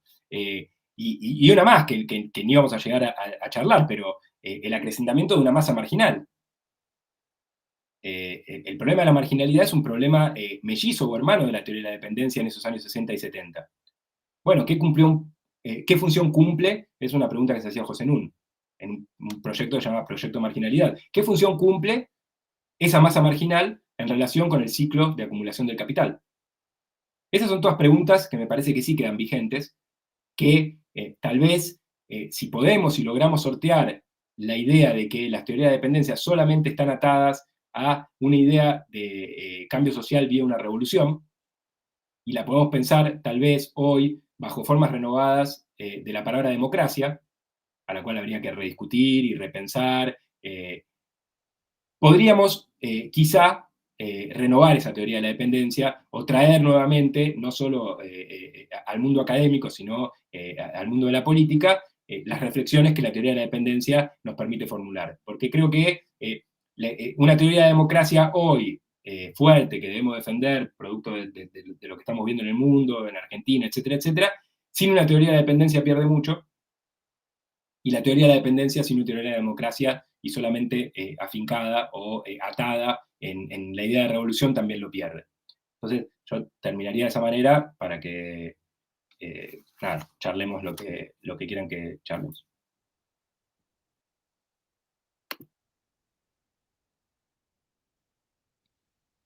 Bueno, nada, gracias, Después. me parece, por toda la reposición, que creo que eso, como es una reposición bastante prolija y bastante acabada de lo que tiene que ver con las vertientes también que van apareciendo en la teoría de la dependencia y contra qué fantasmas también discute, ¿no? O contra cuáles se formula. Yo tenía como dos dudas, así como bien concretas. La primera es, nada, pedirte una reflexión de en qué medida se puede anudar el concepto de dependencia al de democracia hoy. Y la segunda es, ¿en qué medida las teorías de la dependencia logran insertar en la pregunta por las formaciones económico-sociales? Digo, como que creo que ahí en Bambirra sobre todo aparece con mucha fuerza ese concepto como crítica también a una visión más estanca de la dinámica del modo de acumulación capitalista en América Latina, una pregunta más general por el modo de producción capitalista. Me surgían como esas dos cosas escuchando la exposición. No sé, Agus, si querés sumar. No, si no, después, porque también quiero escuchar la respuesta a esas preguntas, pero después hago las mías.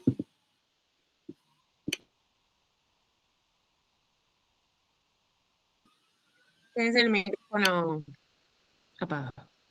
Por suerte estaba apagado. Decía que compleja la respuesta, porque obviamente no tengo, y por suerte no la tengo, una respuesta a la pregunta, sobre todo a la relación entre dependencia y democracia. Diría, en principio, solo para seguir con las reposiciones, a comienzos de los años 80 se decía que las ciencias sociales habían trabajado bajo algo que se llamaba el juego de las D.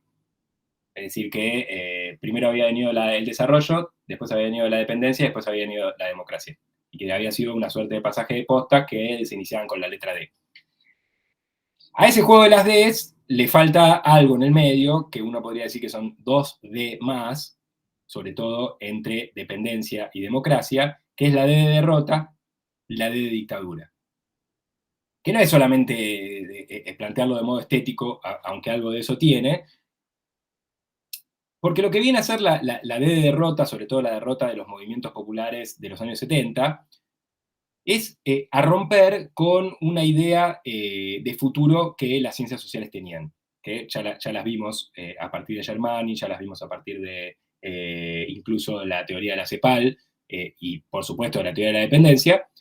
Con esa derrota, de algún modo, empieza a desaparecer, hasta que trágicamente lo hace el 18 Brumario de 1989, el 9 de noviembre de 1989, con la caída del muro de Berlín, la idea de que hay un futuro después del presente, ¿no? La caída del muro de Berlín, de algún modo, es, por lo menos por un tiempo bastante prolongado, pero cuyos ecos se oyen hoy, de que no hay más idea de futuro, de que todo es puro presente, el triunfo de la sociedad de mercado, o por lo menos de la ideología de mercado.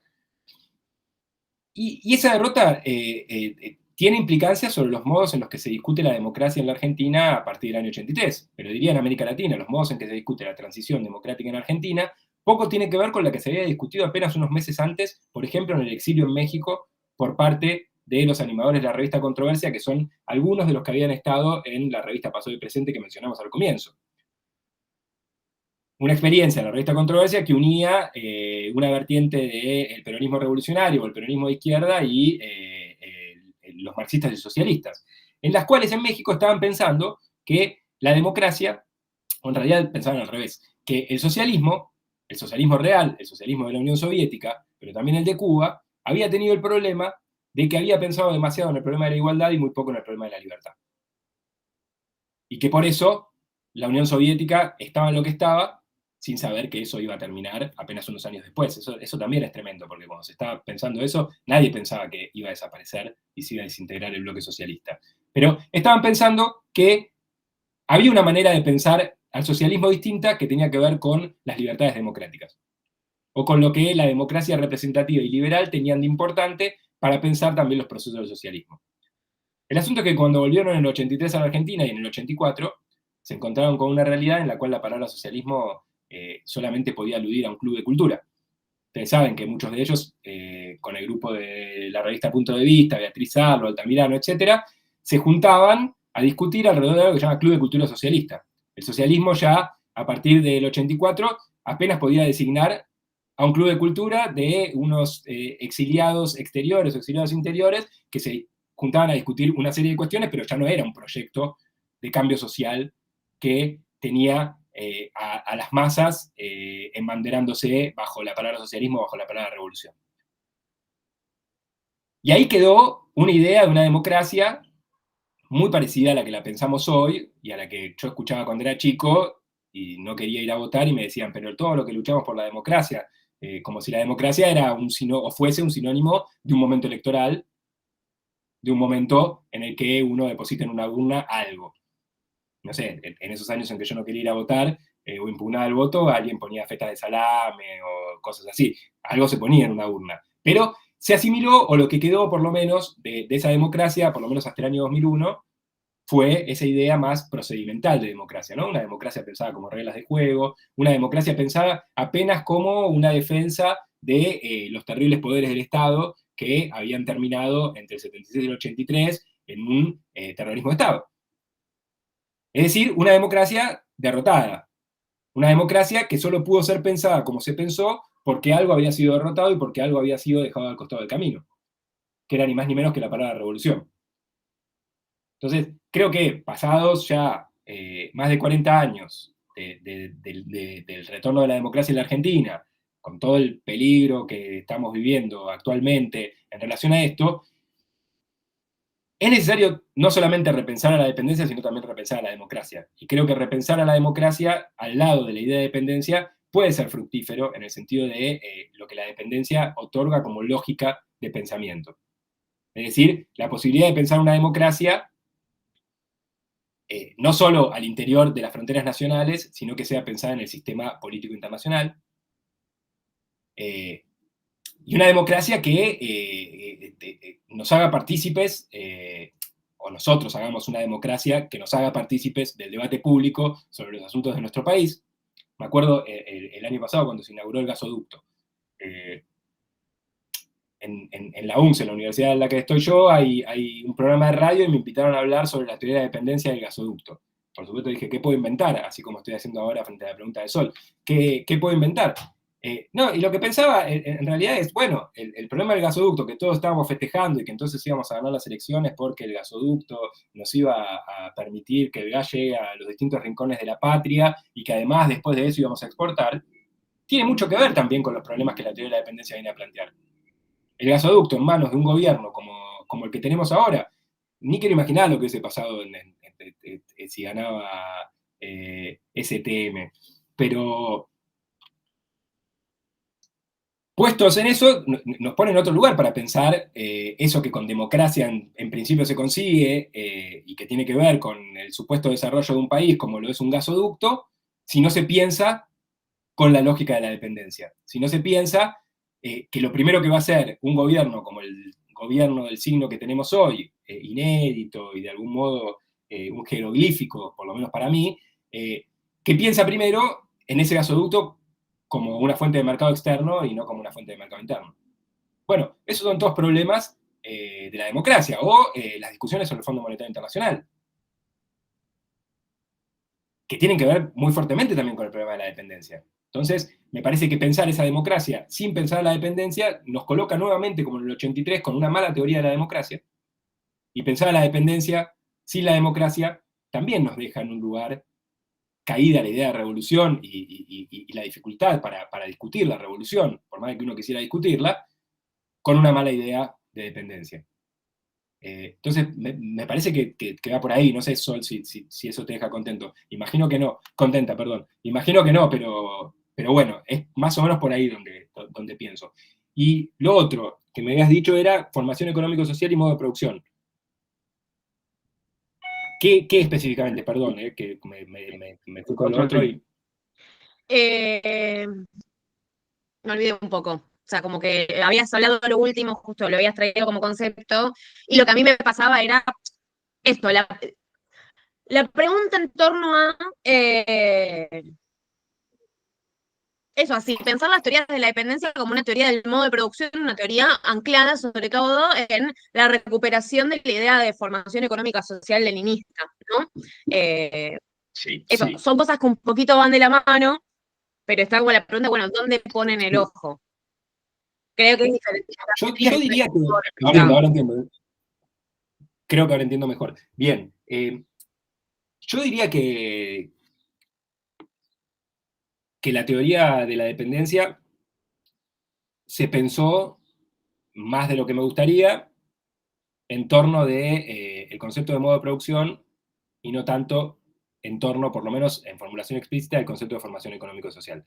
Digo, solamente para ponerlo en tema, aunque intuyo que ya lo saben, el modo de producción es un concepto de Marx, teórico, abstracto, que alude a la relación conflictiva entre las relaciones de producción y las fuerzas productivas. Es un concepto que uno podría decir, a pesar de que antes lo cuestioné solamente para cuestionar mi formación de sociólogo, es un tipo ideal. Pero que en la realidad las cosas se presentan con otra dinámica y es por eso que el arsenal teórico del marxismo acude al concepto de formación económico-social. ¿Qué es una formación económico-social? Bueno, una pluralidad de modos de producción al interior de una sociedad determinada, pero articulados en torno a un modo de producción en particular. Es decir, la formación económico-social capitalista tiene al modo de producción capitalista como dominante y los otros modos de producción orbitando alrededor de ella.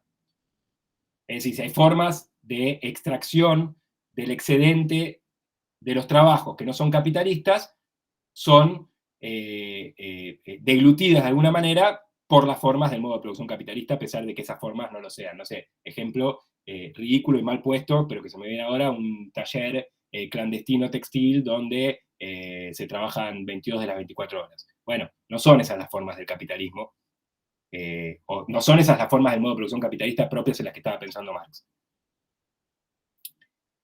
Sin embargo, creo que algo de la idea, lo que pasa es que la idea de formación económico-social está más asociada a la idea de un país o de una nación. Y creo que lo que hacía la teoría de la dependencia era pensar el sistema capitalista a escala mundial. Y en ese pensar al sistema capitalista en escala mundial puede haber una asimilación con el concepto de formación económico-social en el sentido de que determinados países pueden tener otro modo de producción, sin embargo, estar atados a la lógica del modo de producción capitalista dominante porque producen finalmente para ese mercado mundial que es capitalista. ¿Se entiende lo que digo? Pero creo que no era la formulación de la formación económico-social como sí se va a formular algunos años después cuando las teorías de la dependencia sean derrotadas, junto con el proyecto de la revolución.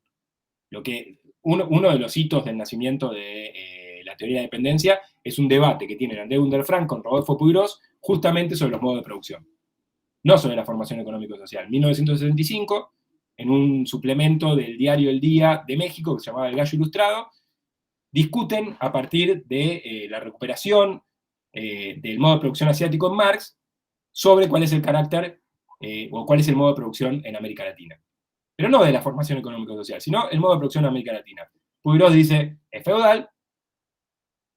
Anne Frank dice, es capitalista porque se produce para el mercado mundial. Pero no está esa formulación de la formación económico-social en las teorías de la dependencia. Por eso Marini habla de un modo de producción capitalista dependiente, y no de una formación económico-social. Bueno, esas van a ser algunas de las críticas que le van a hacer a las teorías de la dependencia. Que no se las hacen cuando las teorías de la dependencia están produciendo, sino cuando las teorías de dependencia ya no tienen más nada, porque los lugares donde investigaban fueron cerrados.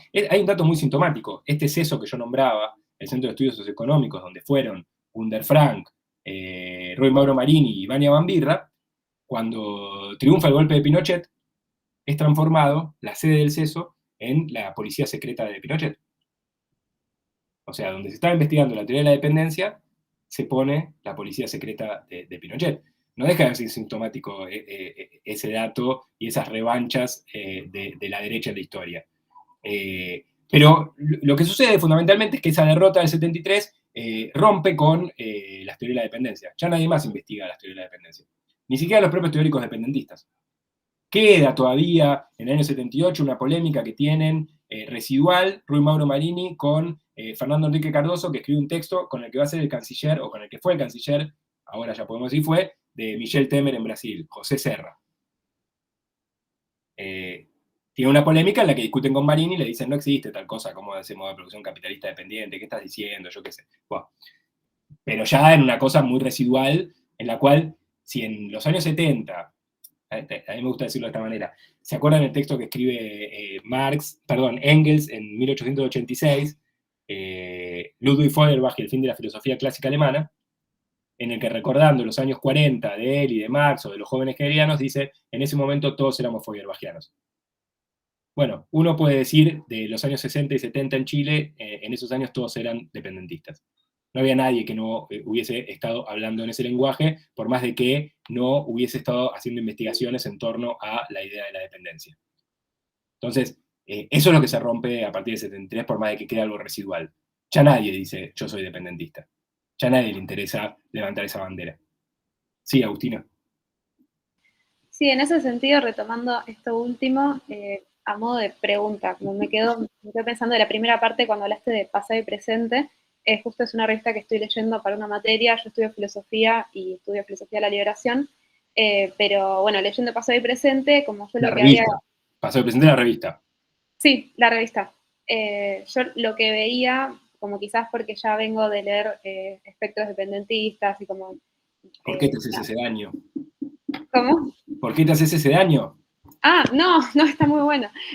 Pero me sirvió mucho y hoy también la charla, así que primero que nada, gracias, porque también me clarificó un montón de cosas que bueno, estaba leyendo distintas fuentes, pero me hacía la pregunta, ¿no? De si en pasado y presente de la revista no había cierta influencia, de todas formas, de las teorías de la dependencia, como en el sentido de que, por ejemplo, en el número 9 se retoma la discusión con Prebisch, no sé bien cómo se pronuncia, Prebisch, Así. y se hace como una reposición de su teoría, pero a la vez se plantea una crítica, y bueno, como los argumentos para rebatir esa posición me sonaban más bien dependentistas, y también en otros números hay un el número 9, perdón, ¿de qué año es el 9? ¿Del 65? No ¿O recuerdo. es el número doble del 73? Creo que es 73, pero tengo que chequearlo. A ver, espera que yo lo tengo acá. No, y después también justo estoy viendo el número 4, donde hay un artículo que se llama Problemas del Tercer Mundo. Claro, donde el se problema habla del tercer mundo es de Smucker, no, ¿de quién es problema del tercer mundo ese artículo? ¿Te acordás? Sí, el artículo es de... ya te digo. Es de la primera época, todo lo que me estás hablando es la primera época. Es la primera época, sí. Pero me parecía como, claro, me llamó la atención esto de que no se reivindican como dependentistas, No. pero sin embargo, no sé, en su modo de argumentar, como hay cierta influencia, no sé qué te parece. Sí. Yo ahí diría que es en parte un poco lo que había dicho antes. El número 9 que me hablás, lo digo porque lo tengo acá al lado, no es que me lo sabía de memoria ni mucho menos, es del año 65. Y en el 65 es la discusión de Gunder Frank con Puigros, por ejemplo, pero que todavía no tenía ninguna formulación sistemática de nada, no había salido ningún libro bajo la rúbrica de la palabra dependencia, eso recién es en el 67, y donde uno, o por lo menos yo tuve la tentación de encontrarlo mucho más, era en el 73, en el número doble del 73, que si vos lees el editorial, en realidad es la larga marcha al socialismo, es de Smuggler, bien. La larga marcha al socialismo en Argentina, ahí sí, pero claro, estamos en el 73. Ya es difícil. Si vos lees, por ejemplo, Marx y América Latina de Aricó, que es del 80, la primera edición, después hay una edición del 82 con un epílogo, la palabra dependencia aparece. Pero ya es una palabra de sentido común, ya todos, por eso decía, todos éramos dependientes. Todos decían, ¿qué es lo que no hacemos hoy? Sí, somos países dependientes, la dependencia es esto, y seguimos. Dijimos dependencia y seguimos, no como salud a la bandera, sino como reconocimiento de que esa es una característica constitutiva de nuestras sociedades. Podría pensar que lo que vos decís, que hay una lógica argumentativa similar o una lógica argumentativa de razonamiento parecida, pero no diría dependentista en el sentido de que la dependencia como tal todavía no existía, digamos. Más allá de si le habían puesto ese nombre o no, uno no puede encontrar todavía ningún libro o ninguna obra de fuste que eso aparezca. Pero sí lo encuentro más en el artículo del 73. Lo que pasa es que el artículo del 73 es de la larga marcha al socialismo, que no me acuerdo si está firmado por Portantiero, pero tiene toda la pluma de Portantiero. Sí, no, también pensaba, hay el editorial de Aricó, de ese número 4, como habla del problema del latifundismo y como también usa la palabra dependencia y como, no sé, me sonaba que quizás, claro, no estaban publicados los libros, pero lo que te quería preguntar era más en ese sentido, si era algo de lo que igual estaba ahí en el aire, se hablaba, como... Mirá, yo te diría que me cuesta pensar eso, porque lo voy a decir de una manera muy cruda. Los argentinos siempre fuimos, y seguimos siendo, muy argentinocéntricos. Y era esa época, una época en la que las realidades latinoamericanas no nos importaban demasiado. Y esto te digo porque lo estudié, porque me interesaba especialmente. Cuando los argentinos van al exilio en México, lo que dicen todos es, en México conocí América Latina. Cuando vine hasta acá, no sabía que Argentina era un continente integrado a América Latina. Y lo dicen de maneras hasta graciosas, como lo único que conocía era Cantinflas, o lo único que conocía era el mural de O'Gorman de la UNAM, pero no sabía nada. Aricó llegó a decir, entendí lo que era el movimiento campesino en el exilio mexicano.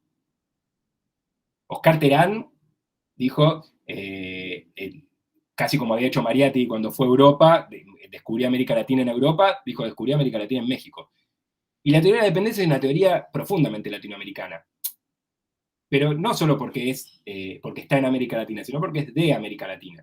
Porque piensa en los problemas de América Latina. Y Argentina, así como, como Buenos Aires siempre le dio la espalda al río, también le dio la espalda a América Latina, a los problemas de América Latina, al interés, ¿no? Nos pensamos siempre dándole la espalda a un río que encima que le damos la espalda, si mirábamos para arriba y para atrás como si tuviéramos ojos en la cabeza, en la nuca, queríamos ver Europa, pero no América Latina.